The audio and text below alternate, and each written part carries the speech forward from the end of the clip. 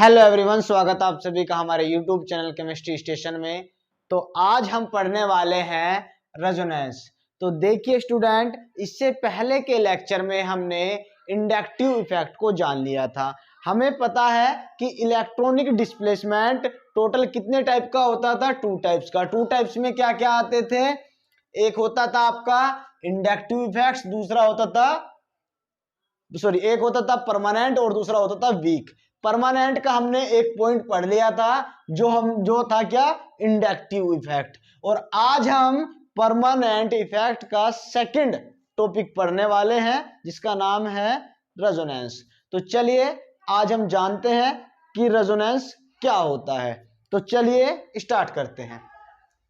तो देखिए, मैं आपको कुछ स्ट्रक्चर लिखवा रहा हूं, साथ ही बताएंगे, हम साथ ही उनको पढ़ेंगे, उसके बाद हम एक्सप्लेनेशन करेंगे रेजोनेंस के बारे में। तो मैं कुछ स्ट्रक्चर लिख रहा हूं, साथ साथ कुछ क्वेश्चन कर लेते हैं अभी, उसी के बाद हम देखेंगे कैसे। CH2 डबल बॉन्ड CH और यहां पे CH2 प्लस। एक एग्जांपल ये है, दिखाई दे रहा है, CH2 double bond CH double bond CH2 plus. एक एग्जांपल हमारे पास ये है, और दूसरा CH2 double bond CH single bond negative, या फिर इस ऐसे करके इसमें चार्ज है। क्लियर है इतनी बात? तो देखिए ये यहाँ पे ध्यान से सुनिएगा, यहाँ पे ये सिंगल बॉन्ड है, यहाँ पे सिंगल बॉन्ड है। देखिएगा भाई, आप जानते हो एक सिंगल बॉन्ड को हम क्या लिख सकते हैं, प्लस और माइनस लिख सकते हैं ऐसा। यदि ये प्लस और माइनस आपस में क्या करें, बॉन्ड बनाए, तो इसको सिंगल बॉन्ड कहते हैं। यानी कि हम एक सिंगल बॉन्ड को पॉजिटिव चार्ज और निगेटिव चार्ज के अंदर तोड़ सकते हैं या कन्वर्ट कर सकते हैं। क्लियर है इतनी बात? क्लियर है इतनी बात? तो देखिए हम क्या करते हैं, हम इस वाले बॉन्ड को, कौन सा बॉन्ड है ये, पाई बॉन्ड। कौन सा बॉन्ड है, पाई बॉन्ड। इस वाले बॉन्ड को ब्रेक कर देते हैं, तोड़ देते हैं, किसमें, प्लस में और माइनस में। क्लियर है इतनी बात? तो यहां पे क्या आएगा, माइनस, और ये आपका CH और ये CH2, और यहां पे क्या आ जाएगा, प्लस। और यहां पे पहले से यहां पे प्लस आ जाएगा और यहां पे माइनस, और यहां पे प्लस है। क्लियर है इतनी बात? सबको समझ में आई? तो ये निगेटिव और पॉजिटिव आपस में क्या कर लेंगे, बॉन्ड बना लेंगे। क्या कर लेंगे, बॉन्ड बना लेंगे। बॉन्ड कैसे बना लेंगे, यहां पे लिख देता हूं नीचे। बॉन्ड कैसे बना लेंगे, CH2 प्लस और ये CH double bond CH2, bond बन गया। तो आप क्या देख रहे हो, आप देख रहे हो कि पॉजिटिव चार्ज इस वाले कार्बन से इस वाले कार्बन पर क्या हो गया है, शिफ्ट हो गया है, या डिस्प्लेसमेंट हो गया है पॉजिटिव चार्ज का। इसी प्रकार इसमें देखिएगा, CH2 double bond CH single bond CH2, और यहां पे ये निगेटिव चार्ज है। इस वाले बॉन्ड को हम क्या कर सकते हैं, इस वाले बॉन्ड को हम निगेटिव पॉजिटिव लिख सकते हैं। मैं पॉजिटिव इस साइड बना दूं, निगेटिव यहां पे बना दूं। क्लियर है सबको बात? सबको बात क्लियर है? अब निगेटिव पॉजिटिव आपस में क्या कर लेंगे, निगेटिव पॉजिटिव आपस में बना लेंगे बॉन्ड। क्या बना लेंगे, बॉन्ड बना लेंगे। निगेटिव पॉजिटिव आपस में क्या बना लेंगे, बॉन्ड बना लेंगे। अब आपने क्या देखा, ये जो निगेटिव चार्ज इस कार्बन पर था वो कहां पे आ गया, इस वाले कार्बन पे आ गया। भाई इस कार्बन पे आ गया कि नहीं आ गया? तो ये हो क्या रहा है, क्या है ये है आपका रेजोनेंस। इसी फिनोमिनन को बोलते हैं हम रेजोनेंस।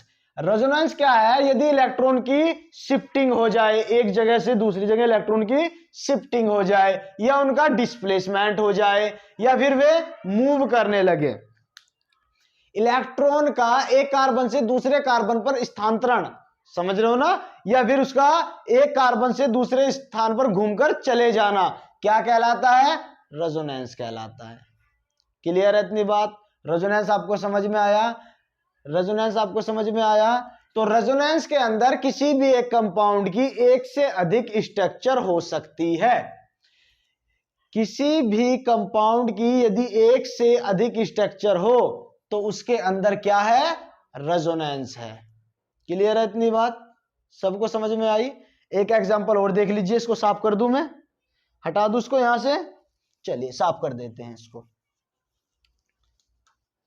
चलिए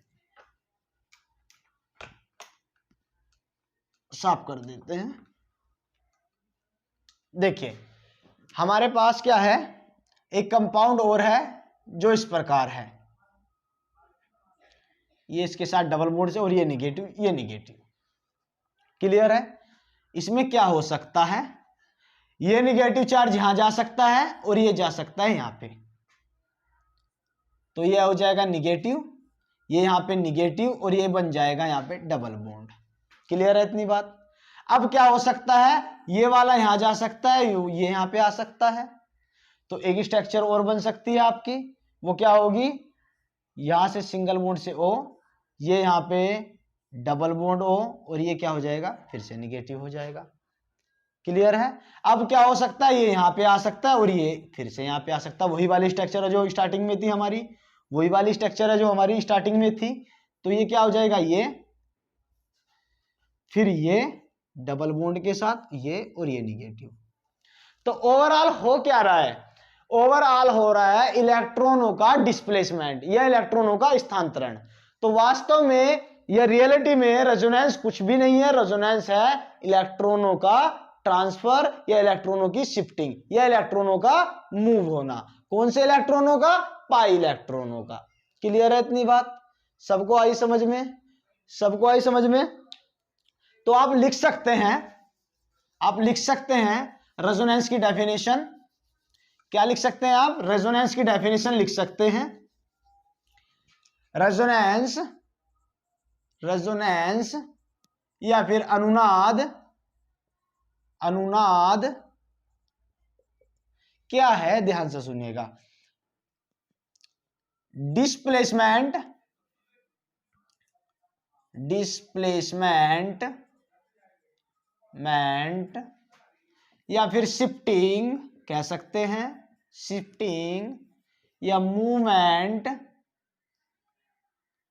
मूवमेंट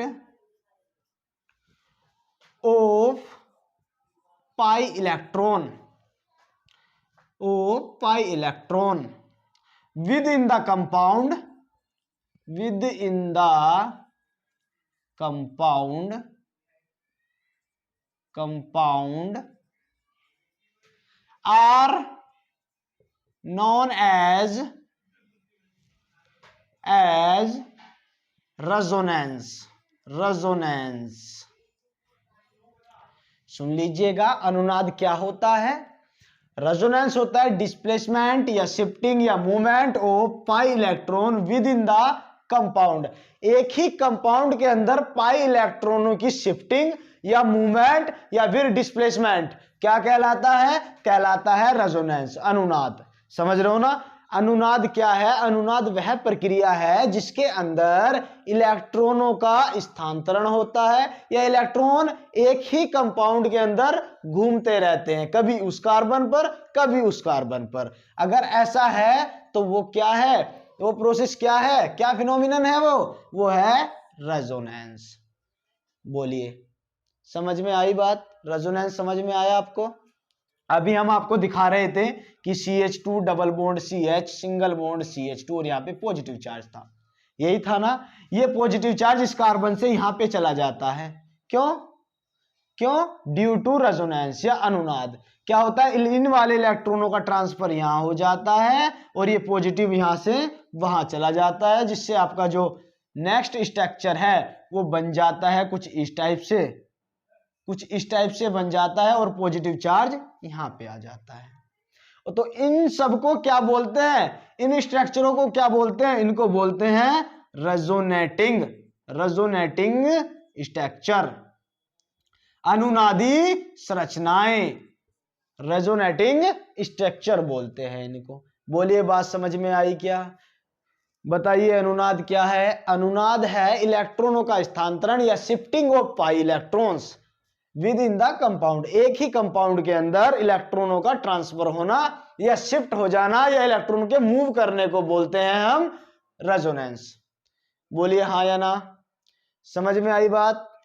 क्लियर है? एग्जाम्पल के द्वारा क्लियर है? ठीक है, चलिए अब दूसरा पॉइंट क्या है? दूसरा पॉइंट ये है कि ये पहला पॉइंट मान लेते हैं, सॉरी इसको दूसरा पॉइंट मान लेंगे। ये क्या है? इंटरमोलिकुलर फॉर्मूला है, सॉरी इंट्रामोलिक्यूलर फिनोमिना है। फिनोमिना है इंट्रामोलिकुलर मतलब एक ही कंपाउंड के अंदर जो प्रोसेस हो रहा है उसी को बोलते हैं इंट्रामोलिकुलर। क्लियर है? यानी कि अंतरा अणुक फिनोमिना है ये, क्योंकि ये एक ही मॉलिक्यूल्स के अंदर प्रेजेंट है। क्लियर है इतनी बात? सबको समझ में आई? नंबर थर्ड क्या है? ये हाइपोथेटिकल है। ये पूरा का पूरा प्रोसीजर हाइपोथेटिकल है। हाइपोथेटिकल है यानी कि ये केवल एक इमेजिनरी है। क्लियर है इतनी बात? इमेजिनरी है। इमेजिनरी का मतलब देखिए, हाइपोथेटिकल का मतलब ये है कि हम केवल क्या बता सकते हैं? हम बता सकते हैं ओनली किसके बारे में? उसकी रेजोनेंस स्ट्रक्चर को देखने के बाद कि ये क्या है, एक हाइपोथेटिकल फॉर्मूला है। मतलब समझ नहीं आया? देखिए, वास्तव में कंपाउंड के अंदर कभी भी रेजोनेंस शो नहीं किया जाता। मतलब यदि आप किसी केमिकल को देख रहे हो तो ये ऐसी संरचनाएं वो नहीं बनाता, ऐसी रेजोनेटिंग स्ट्रक्चर वो नहीं बनाता। ये क्या है? ये हमारे द्वारा, ये साइंटिस्टों द्वारा जनरेटेड या एक इमेज किया गया फिनोमिना है कि शायद इसके अंदर ऐसा हो सकता है। समझ में बात आई? शायद ऐसा हो सकता है। क्यों? जब आपका केमिकल जो है डिफरेंट बिहेव दिखा रहा था, यानी कि किसी भी कंपाउंड की एक स्ट्रक्चर उसकी सारी की सारी प्रॉपर्टी को शो नहीं कर रही थी।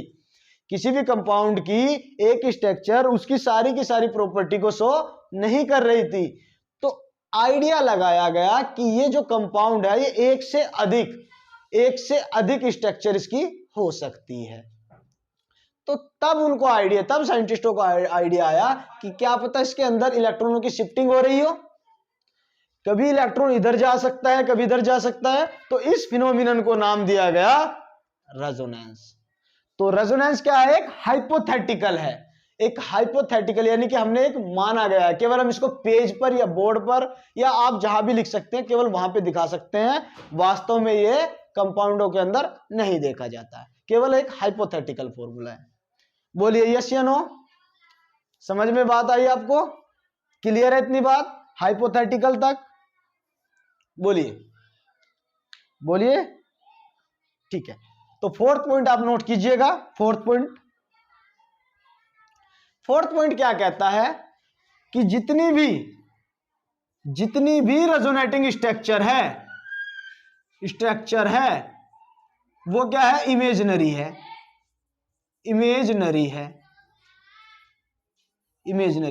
सही बात है।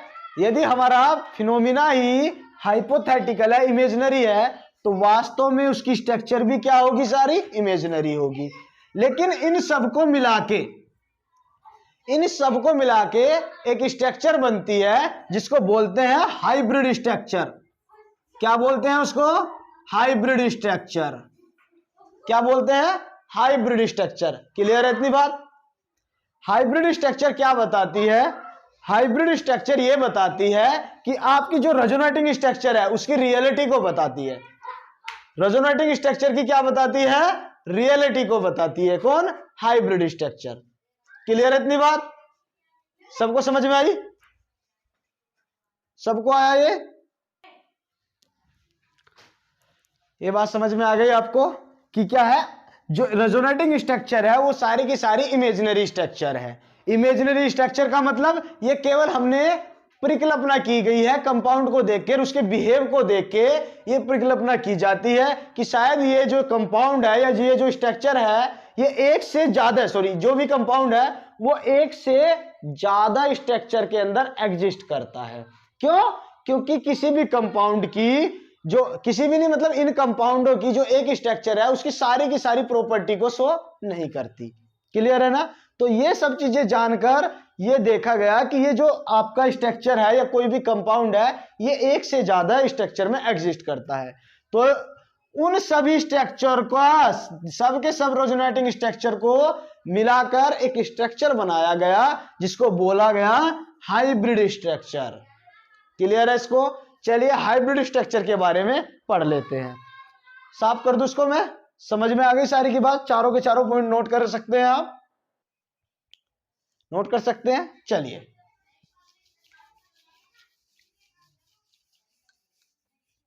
चलिए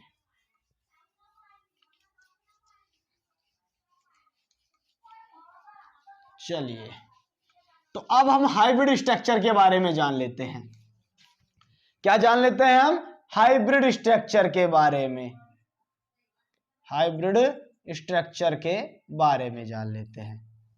देखिए हमारे पास अभी मैंने लिखा था CH2 सिंगल बॉन्ड CH और यहां पे डबल बॉन्ड था और ये CH2 था और यहां पे निगेटिव चार्ज था। एक तो ये था कंपाउंड, ठीक है। अब इसकी सारी की सारी रेजोनेटिंग स्ट्रक्चर क्या हो सकती है? ये वाले इलेक्ट्रॉन, ध्यान से सुनेंगे, ये वाले इलेक्ट्रॉन यहां से आ सकते हैं और ये यहां पे आ सकते हैं। तो आपके पास रेजोनेटिंग स्ट्रक्चर बन जाएगी ये और ये बन जाएगी। और यहाँ पे कौन सा चार्ज आ जाएगा? Negative charge. कौन सा चार्ज आ जाएगा यहाँ पे? Negative charge. स्ट्रक्चर बन गई आपकी। और एक हमारे पास क्या था? CH2 double bond CH single bond CH2, यहाँ पे पॉजिटिव था। ये वाले इलेक्ट्रॉन यहाँ पे जा सकते हैं, पॉजिटिव चार्ज कहाँ पे आ जाएगा? यहाँ पे। या आप कैसे लिख सकते हो, या आप कैसे कर सकते हो, इस बॉन्ड को पॉजिटिव निगेटिव में तोड़ दीजिए, यहाँ पे निगेटिव वहां पे पॉजिटिव। क्या करेंगे? इसको पॉजिटिव और निगेटिव में तोड़ दीजिए, यहाँ पे निगेटिव वहां पे पॉजिटिव, निगेटिव पॉजिटिव क्या करेंगे? निगेटिव पॉजिटिव आपस में बॉन्ड बना लेंगे और वास्तव में पॉजिटिव कहाँ आएगा? इसके पास आ जाएगा। या आप डायरेक्ट कह सकते हैं ये इलेक्ट्रॉन यहाँ पे चले जाएंगे और वो यहाँ पे आ जाएगा। तो क्या हो जाएगा? CH डबल बॉन्ड CH2 और यहाँ पे कौन सा चार्ज आ जाएगा? Positive charge. क्लियर है इतनी बात? यहाँ पे कौन सा चार्ज आ जाएगा? पॉजिटिव चार्ज आ जाएगा। तो ये और ये दोनों एक ही कंपाउंड की स्ट्रक्चर है, लेकिन दोनों कौन सी है? ये भी रेजोनेटिंग स्ट्रक्चर है, मैं इसको RS लिख रहा हूं, रेजोनेटिंग स्ट्रक्चर, और ये भी रेजोनेटिंग स्ट्रक्चर है, और ये भी रेजोनेटिंग स्ट्रक्चर है, ये भी रेजोनेटिंग स्ट्रक्चर है। इन दोनों स्ट्रक्चर को मिलाके, इन दोनों स्ट्रक्चरों को मिलाके एक नई स्ट्रक्चर बनाते हैं जिसको बोलते हैं हम हाइब्रिड स्ट्रक्चर। क्लियर है इतनी बात? इन दोनों स्ट्रक्चरों को मिलाके कंबाइंड करके एक नई स्ट्रक्चर बनाते हैं जिसको बोलते हैं हम हाइब्रिड स्ट्रक्चर। बोलिए यस या नो? बात समझ में आई आपको या नहीं आई? चलिए कैसे देखते हैं, बनाते हैं। अब देखिए हमारे पास ये था, ऐसे ये कंपाउंड था, यही कंपाउंड था ना हमारे पास। तो इसमें क्या हुआ? इलेक्ट्रॉन यहां पे भी है, यहां पे भी है। देखिए पहले इलेक्ट्रॉन यहां पे था, अब इलेक्ट्रॉन यहां पे है। तो हम ऐसे करके शो करते हैं, ये करके, समझ रहे हो ना? ये जो हम शो कर रहे हैं ये बता रहा है इलेक्ट्रॉन डेंसिटी को। इलेक्ट्रॉन डेंसिटी क्या कर रही है? इलेक्ट्रॉन डेंसिटी क्या कर रही है? मूव कर रही है। क्लियर है ना इतनी बात? इलेक्ट्रॉन डेंसिटी मूव कर रही है। तो अब क्या है? पहले निगेटिव चार्ज इस पे था, उसके सॉरी पहले इस पे था, फिर इस पे था। अब इस पे भी पार्शियली निगेटिव चार्ज है और पार्शियली निगेटिव चार्ज इसके पास भी है, यानी कि दोनों के पास पार्शियल निगेटिव चार्ज है। यदि कोई आपके पास इलेक्ट्रोफाइल है या कोई भी पॉजिटिव चार्ज स्पीशीज है, अब वो इस साइड से भी रिएक्ट कर सकता है और इस साइड से भी रिएक्ट कर सकता है, वो दोनों साइड से रिएक्ट कर सकता है आसानी से। क्लियर है? तो ये जो आपकी हाइब्रिड स्ट्रक्चर बनी, इसने उस कंपाउंड की सारी प्रॉपर्टी को शो कर दिया। पहले क्या हो रहा था? ये वाली स्ट्रक्चर अकेली नहीं शो कर पा रही थी किसी भी कंपाउंड की सारी प्रॉपर्टी को। All properties not show this structure. ये वाली जो स्ट्रक्चर है ना, ये नहीं कर पा रही थी शो प्रॉपर्टी को, किसकी? इस वाले कंपाउंड की सभी प्रॉपर्टी को, ना ही ये कर पा रही थी। लेकिन यदि ओवरऑल इसकी बात की जाए हाइब्रिड स्ट्रक्चर की, इस स्ट्रक्चर ने इस कंपाउंड की सभी प्रॉपर्टी को सेटिस्फाई कर दिया, सारी की सारी प्रॉपर्टी शो कर दी। क्लियर है इतनी बात? ऐसे हम इसका हाइब्रिड बना सकते हैं। कैसे बना सकते हैं? CH2 single bond CH2। तो इलेक्ट्रॉन डेंसिटी कैसे होगी? इस प्रकार से होगी। इलेक्ट्रॉन डेंसिटी कैसे होगी? ऐसे होगी। इस पर क्या है? पार्शली पॉजिटिव चार्ज इसके पास है, पार्शली पॉजिटिव चार्ज इसके पास है। क्लियर है इतनी बात? पार्शली का मतलब थोड़ा। अब कोई भी हमारे पास न्यूक्लियोफाइल आएगा, यानी कि निगेटिव चार्ज स्पीशीज आएगी, अब वो इस साइड से भी रिएक्ट कर सकती है, इस साइड से भी रिएक्ट कर सकती है। तो ये सभी क्या है? क्या है ये? Hybrid structure. तो जो रेजोनेटिंग स्ट्रक्चर होती है वो एक इमेजिनरी स्ट्रक्चर होती है, और जो हम हाइब्रिड स्ट्रक्चर बना रहे हैं, वो एक रियल स्ट्रक्चर होती है। क्लियर है इतनी बात? ओवरऑल कहने का मतलब समराइज ये है कि जो आपके पास दो स्ट्रक्चर है रेजोनेटिंग स्ट्रक्चर, और उनको मिला के एक स्ट्रक्चर बनाया गया जिसको बोला हाइब्रिड स्ट्रक्चर। समझ रहे हो ना? तो वो हाइब्रिड स्ट्रक्चर कंपाउंड की सारी प्रॉपर्टी को शो करेगी, जबकि इनमें से कोई एक सारी की सारी प्रॉपर्टी को शो नहीं कर पाई थी। तो आपको पता लग गया क्या है रियल स्ट्रक्चर, हाइब्रिड स्ट्रक्चर। अगर आपसे एग्जाम में पूछने लगे कि रेजोनेंस 4 आपको दे दे, ऐसी कोई दो स्ट्रक्चर बना के दे दे और एक ये दे दे, और पूछ ले कि बताइए इनमें से कौन सी स्ट्रक्चर कंपाउंड की रियल स्ट्रक्चर है। सही बात है कि कंपाउंड की रियल स्ट्रक्चर है, तो आप बताओगे कि जो हाइब्रिड स्ट्रक्चर है वो कंपाउंड की रियल स्ट्रक्चर है। क्लियर है इतनी बात? क्योंकि वो उसकी सारी की सारी प्रॉपर्टी को शो करती है। ये सभी क्या है? ये हाइपोथेटिकल है। ये सभी क्या है? हाइपोथेटिकल है। क्लियर है इतनी बात? यहां तक क्लियर हो गई बात? बताइए, सबको समझ में आ गई हाइब्रिड स्ट्रक्चर तक? चलिए अब हम पढ़ते हैं, हम क्या पढ़ते हैं? अब हम ये पढ़ते हैं कि वे कौन कौन सी कंडीशन है जिसके अंदर रेजोनेंस हो सकता है। क्या किसी भी कंपाउंड में रेजोनेंस हो सकता है? नहीं हो सकता। कुछ कंडीशन होगी उसकी जिसमें रेजोनेंस है। बात समझ में आई आपको मैं क्या बोलना चाह रहा हूं? मैं ये बोलना चाह रहा हूं कि जो रेजोनेंस है वो क्या सभी कंपाउंडों में क्या होता है? हमने कोई भी कंपाउंड लिया, मान लीजिए ABC, कोई भी कंपाउंड ले लिया, क्या वो सभी के अंदर रेजोनेंस है? नहीं। तो रेजोनेंस होने के लिए कोई कंडीशन होनी चाहिए। तो कंडीशन क्या है उसको आप नंबर 5 पॉइंट में नोट करोगे। कंडीशन क्या है? कंडीशन है कॉन्जुगेशन। कॉन्जुगेशन। अब ये कॉन्जुगेशन क्या है? कॉन्जुगेशन क्या है? देखिएगा रेजोनेंस होने के लिए कुछ कंडीशंस होनी चाहिए, वो है कॉन्जुगेशन। कॉन्जुगेशन क्या होता है? यदि आपके कंपाउंड के अंदर कुछ ऐसी कंडीशंस उत्पन्न हो, जैसे पहले पाई, फिर सिग्मा, फिर लोन पेयर।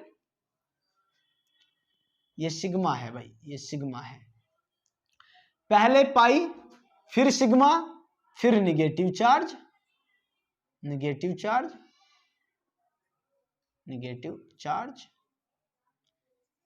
ये भी कॉन्जुगेशन है। पहले पाई, फिर सिग्मा, फिर पाई, ये क्या है? ये भी कॉन्जुगेशन है। और क्या हो सकता है? पाई, सिग्मा, पॉजिटिव चार्ज हो सकता है। ये भी हो सकता है पॉजिटिव चार्ज हो सकता है कि नहीं हो सकता है? बताइए। हो सकता है। और एक क्या हो सकता है? एक हो सकता है आपके पास, चलिए उसको बाद में पढ़ेंगे। ये कितने हो गए? 4 टाइप्स के हो गए। 1 2 3 4। ठीक है, तो ये टाइप्स पढ़ने हैं हमें। एक मैं बाद में पढ़ाऊंगा आपको जब हम मेसोमेरिक इफेक्ट पढ़ेंगे। मेसोमेरिक इफेक्ट के अंदर वो आता है।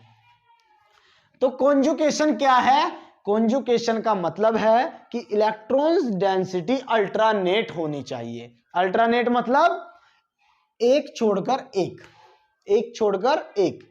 कॉन्जुगेशन का मतलब यह है कि जो आपकी इलेक्ट्रॉन डेंसिटी है वो अल्टरनेट होनी चाहिए। तो ये मतलब है कॉन्जुगेशन का। अगर कोई भी कंपाउंड इन कंडीशन को फॉलो करता है, उसके अंदर पाई, सिग्मा, लोन पेयर है, पाई सिग्मा निगेटिव चार्ज है, पाई सिग्मा पाई है, पाई सिग्मा पॉजिटिव चार्ज है, तो वो रेजोनेंस दिखाएगा, वो रेजोनेंस दिखाएगा। क्लियर है इतनी बात? सबको समझ में आ गई? कॉन्जुगेशन क्या है? कॉन्जुगेशन है इलेक्ट्रॉन डेंसिटी का अल्ट्रानेट होना, यानी कि यदि आपके पास कोई पाई बॉन्ड है उसके बाद सिंगल और फिर लोन पेयर, तो वो कहलाता है कॉन्जुगेशन। एग्जाम्पल के रूप में देखिए, मैं एक एग्जाम्पल करा देता हूं आपको। कैसे? एक हमारे पास रिंग है, ये ठीक है, एक एग्जाम्पल करा देता हूं। ये हमारे पास रिंग है, इसमें यहाँ पे पाई बॉन्ड, यहाँ पे पाई बॉन्ड। क्लियर है इतनी बात? और यहाँ पे क्या है? यहाँ पे मान लेते हैं लोन पेयर है। यहाँ पे क्या है? यहाँ पे लोन पेयर है। तो अब देखिएगा, क्या इसके अंदर रेजोनेंस है? जी हाँ, बिल्कुल रेजोनेंस है। क्यों? क्योंकि ये जो लोन पेयर है, यहां से देखिएगा, लोन पेयर यहां से देखिएगा, पाई सिग्मा लोन पेयर, फिर सिग्मा, फिर पाई। समझे बात को आप? पाई, ये सिग्मा और ये लोन पेयर। क्या कॉन्जुगेशन है इसमें? हाँ है। तो ये रेजोनेटिंग स्ट्रक्चर है? हाँ है। तो इसकी रेजोनेटिंग स्ट्रक्चर होगी, इसकी रेजोनेटिंग स्ट्रक्चर होगी। इसमें कॉन्जुगेशन भी होगा, कॉन्जुगेशन भी होगा, और इसकी रेजोनेटिंग स्ट्रक्चर भी पॉसिबल होगी। ठीक है? क्लियर है इतनी बात? इसमें आपको समझ में आई इतनी बात? अब इसको देख सकते हैं आप, इसको देख सकते हैं। कैसे? कैसे देख सकते हैं इसको? CH2 अभी मैंने दिखाया था, या मैं ऐसे ना करके ऐसे कर लेता हूं, C double bond O negative, O negative. ये मैंने एग्जांपल लिया था। पाई ये रहा, सिग्मा निगेटिव। देखो, पाई पाई सिग्मा और ये negative, pi sigma negative, pi sigma negative. यही कंडीशन है ना? यही है कंडीशन। तो इसके अंदर क्या कॉन्जुगेशन है? कॉन्जुगेशन है। जी हाँ, बिल्कुल है, बिल्कुल है। और रेजोनेटिंग स्ट्रक्चर हो सकती है इसकी? बिल्कुल हो सकती है। तो ये थे आपके रेजोनेटिंग स्ट्रक्चर की कंडीशन। कब कब रेजोनेटिंग स्ट्रक्चर हो सकती है और कब कब रेजोनेटिंग स्ट्रक्चर नहीं हो सकती। ठीक है? रेजोनेटिंग स्ट्रक्चर होने के लिए कंडीशन ऐसी होनी चाहिए, हमेशा ये वाली कंडीशन, ये वाली कंडीशन, ये वाली, ये वाली, ये वाली, ये कंडीशन होनी चाहिए। और साथ ही साथ एक कंडीशन वो लिख लीजिए, पाई सिग्मा और रेडिकल। पाई सिग्मा और रेडिकल, इसको क्या बोलते हैं? मुक्त मूलक बोलते हैं, इसको रेडिकल कहते हैं। पाई सिग्मा और रेडिकल, ये वाली भी पॉसिबिलिटी आप लिख लीजिए। क्लियर है इतनी बात? बताइए, सबको समझ में आई? रेजोनेंस होने के लिए कॉन्जुगेशन का होना अति आवश्यक है, मोस्ट इंपोर्टेंट है कॉन्जुगेशन का होना रेजोनेंस के लिए। बताइए, यहां तक आपको बात समझ में आ गई? क्या क्या कंडीशन हो सकती है? पाई सिग्मा पाई का एक एग्जांपल ले ले, यहां पे ले लूं मैं। देखिए, पाई सिग्मा पाई का एक एग्जांपल ले लेते हैं। ये क्या है भाई? ये बेंजीन है। क्या इसके अंदर कॉन्जुगेशन है? देख लेते हैं। देखिए, यहां से चलते हैं, पाई सिग्मा पाई, ये साइड को चल सकते हैं, पाई सिग्मा फिर पाई, सिग्मा फिर पाई। इसका मतलब इसके अंदर कौन सा कॉन्जुगेशन है? ये वाला, पाई सिग्मा पाई। तो क्या इसकी रेजोनेटिंग स्ट्रक्चर बन सकती है? बिल्कुल बन सकती है। और कॉन्जुगेशन है इसके अंदर? बताइए भाई, कॉन्जुगेशन है? बिल्कुल है। क्लियर है इतनी बात? सबको समझ में आई? इसके अंदर कॉन्जुगेशन भी है, इसकी रेजोनेटिंग स्ट्रक्चर भी बन सकती है। तो रेजोनेंस होने के लिए मोस्ट इंपोर्टेंट क्या है? कॉन्जुगेशन है। अगर कॉन्जुगेशन नहीं होगा तो रेजोनेटिंग स्ट्रक्चर नहीं बनेगी। और कॉन्जुगेशन क्या होता है? कॉन्जुगेशन होता है इलेक्ट्रॉन डेंसिटी का अल्ट्रानेट प्रेजेंट होना। क्लियर है इतनी बात? समझ में आ गई इतनी बात? सबको आ गई इतनी बात? बताइए भाई, आ गई सबको इतनी बात? इसको साफ कर दूं मैं? कर दूं साफ मैं इसको? चलिए,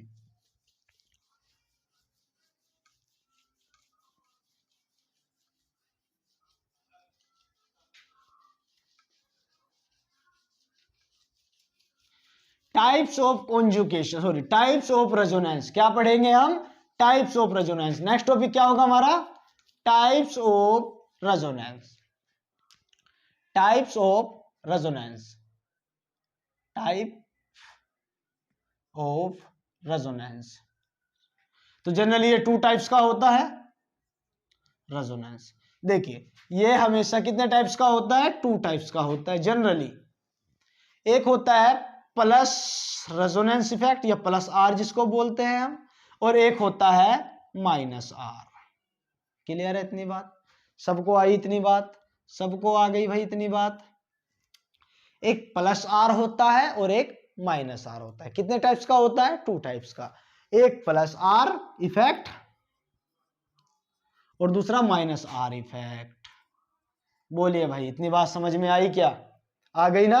अब देखिए प्लस आर इफेक्ट यानी प्लस आर क्या होते हैं, जो इलेक्ट्रॉन डेंसिटी को क्या करते हैं बताइए, जो इलेक्ट्रॉन डेंसिटी को डोनेट करते हैं। मान लेते हैं हमारे पास कोई रिंग है, तो जो रिंग के अंदर इलेक्ट्रॉन डेंसिटी प्रोवाइड कराते हैं या इलेक्ट्रॉन डेंसिटी को सॉरी रिंग को इलेक्ट्रॉन डेंसिटी द्वारा एक्टिवेट करते हैं, तो उन सबको बोलते हैं हम प्लस आर। और जो इलेक्ट्रॉन डेंसिटी खींचते हैं उनको बोलते हैं हम माइनस आर। बताइए बात समझ में आई क्या। जो इलेक्ट्रॉन डेंसिटी डोनेट करते हैं, जो इलेक्ट्रॉन डोनेट करते हैं या किसी भी रिंग को एक्टिवेट करते हैं उसको बोलते हैं हम प्लस आर, और जो इलेक्ट्रॉन डेंसिटी खींचते हैं उसको बोलते हैं हम माइनस आर। समझ में आई बात इतनी, क्लियर है। तो प्लस आर के अंदर क्या क्या आते हैं, single bond OH, single bond NH2, single bond NMe2 और सिंगल बॉन्ड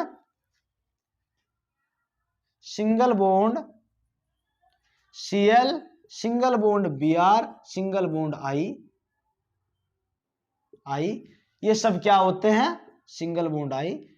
ये सब क्या है, प्लस आर इफेक्ट शो करते हैं। जो भी इलेक्ट्रॉन डेंसिटी देता है, जो भी इलेक्ट्रॉन डेंसिटी डोनेट करता है वो आता है प्लस आर के अंदर।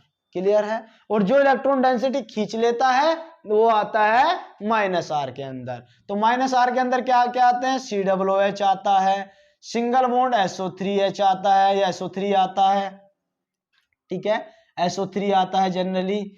और क्या आता है, सिंगल बॉन्ड, बताइए भाई, और क्या आता है, बोलिए। तो जो भी इलेक्ट्रॉन डेंसिटी खींच लेता है वो किसके अंदर आता है, CF3 आता है। और क्या आता है बताइए भाई, CHO भी आता है। और बताइए, CHO आता है। और कीटोन ग्रुप कहीं पे लगा हो, कीटोन ग्रुप की पॉसिबिलिटी नहीं है, CONH2 आता है, NH2 आता है। तो जो इलेक्ट्रॉन डेंसिटी को खींच ले वो आता है निगेटिव इफेक्ट में, यानी माइनस आर इफेक्ट में।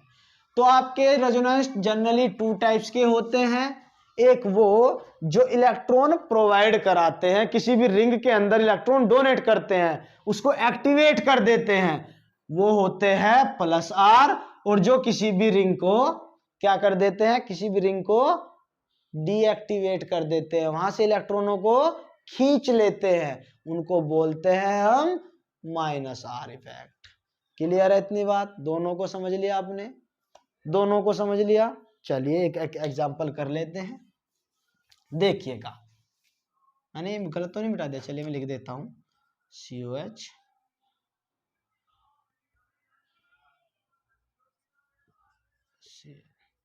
Br I, ठीक है। देखिएगा मैंने एक रिंग ये ली, यहाँ पे देखिएगा मैं साइड में लिख रहा हूं, एक रिंग यहाँ ली ये और यहाँ पे OH ग्रुप लगा दिया। और एक रिंग ये ली ये और यहाँ पे लगा दिया COOH। देखिए ये जो इसके पास लोन पेयर है, ये जो ऑक्सीजन के पास लोन पेयर है, ये क्या करेगा, ये इसके अंदर डोनेट करेगा, ये इसके अंदर डोनेट करेगा, समझ लो ना। ये इलेक्ट्रॉन जाएंगे यहाँ, ये जाएंगे यहाँ, हम रेजोनेटिंग स्ट्रक्चर बना के दिखाएंगे आगे आपको। और ये क्या करेगा, ये जो इलेक्ट्रॉन है, ध्यान से सुनेंगे, कार्बन के साथ कौन लगा हुआ है, मोर इलेक्ट्रोनेगेटिव O, क्या लगा हुआ है कार्बन के साथ, मोर इलेक्ट्रोनेगेटिव O, तो ये क्या करेगा, यहां से कार्बन से इलेक्ट्रॉन डेंसिटी खींच लेगा और कार्बन क्या करेगा, इन वाले इलेक्ट्रॉनों को यहां पे खींचेगा और ये चला जाएगा फिर यहां पे। तो कहने का मतलब ये है रिंग्स के अंदर से जो इलेक्ट्रॉन खींच रहा है उसको बोलते हैं, उसका इफेक्ट होता है रिंग पर -R या किसी भी कंपाउंड पर -R, जो इलेक्ट्रॉन को क्या कर रहा है, खींच रहा है, और जो इलेक्ट्रॉन को डोनेट कर रहा है उसका होता है +R। बताइए इतनी बात समझ में आई क्या, बताइए क्लियर है इतनी बात, +R और -R की कहानी, +R और -R की कहानी सबको समझ में आ गई। जो इलेक्ट्रॉन डोनेट करता है रिंग के या किसी भी कंपाउंड के अंदर वो करता है +R इफेक्ट शो, और जो इलेक्ट्रॉन क्या करता है, खींचता है, वो करता है -R इफेक्ट शो। बोलिए यस या नो, समझ में आ गई बात। तो ठीक है, यहीं तक हम आज पढ़ने वाले हैं। कल हम पढ़ेंगे स्टेबिलिटी ऑफ रेजोनेटिंग स्ट्रक्चर। मैं आपको सिखाऊंगा कि स्टेबिलिटी ऑफ रेजोनेटिंग स्ट्रक्चर कैसे निकालते हैं, समझ रहे हो। हमें एग्जाम में क्या करेगा, रेजोनेंस दे देगा, सॉरी रेजोनेटिंग स्ट्रक्चर दे देगा और वहां से अरेंज करवा लेगा कि बताइए 4 हमें रेजोनेटिंग स्ट्रक्चर दे दी और साथ ही में पूछ लेगा बताइए कि इनके अंदर स्टेबिलिटी का ऑर्डर क्या है। ठीक है, ये सब चीज हमारे से पूछ लेगा। उसके बाद में आपको ऑर्थो मेटा ये सब चीज बताऊंगा रेजोनेंस के अंदर, कैसे रेजोनेंस ऑर्थो मेटा और पैरा को इफेक्ट करता है। समझ रहे हो इतनी बात, समझ रहे हो इतनी बात। तो चलिए आज के लिए इतना ही। आप सभी का बहुत बहुत धन्यवाद यहां तक जुड़ने के लिए। नेक्स्ट लेक्चर में हम रेजोनेंस को आगे बढ़ाएंगे और अगले लेक्चर में ये लगभग कंप्लीट हो जाएगा, लगभग नहीं सारा ही कंप्लीट हो जाएगा। उसके बाद हम थोड़ा सा मेसोमेरिक इफेक्ट पढ़ेंगे और आगे बढ़ जाएंगे। तो आप सभी का बहुत बहुत धन्यवाद इस वीडियो को देखने के लिए, और मैं आशा करता हूं कि आपको बहुत अच्छे से रेजोनेंस के बारे में जानकारी हुई होगी, नॉलेज आई होगी, आपको अच्छा लगा होगा। तो तब तक के लिए हमारे चैनल पर बने रहिए, और हाँ साथ ही साथ इस चैनल को सब्सक्राइब कीजिए, लाइक कीजिए, ज़्यादा से ज़्यादा फैलाइए। मैं ऐसी ही वीडियो आपको देता रहूँगा। तो आप सभी का फिर से एक बार बहुत बहुत धन्यवाद।